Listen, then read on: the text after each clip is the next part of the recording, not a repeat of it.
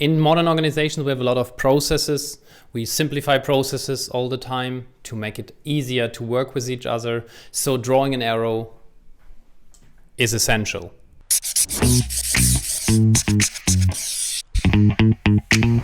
We start with the words first. After that, we put some dots around that indicate where the frame of the arrow will be. Remember to leave some white space around the letters so that the letters can breathe.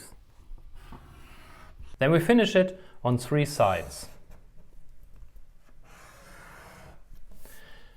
After that, we need to pull down a line where we feel like the tip of the arrows should be.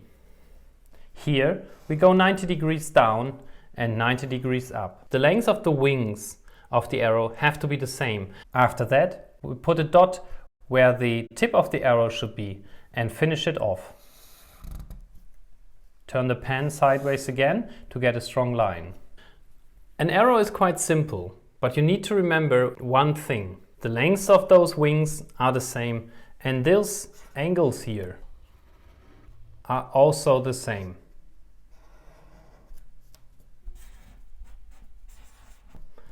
In this way, it looks like a great arrow and has a good symmetry.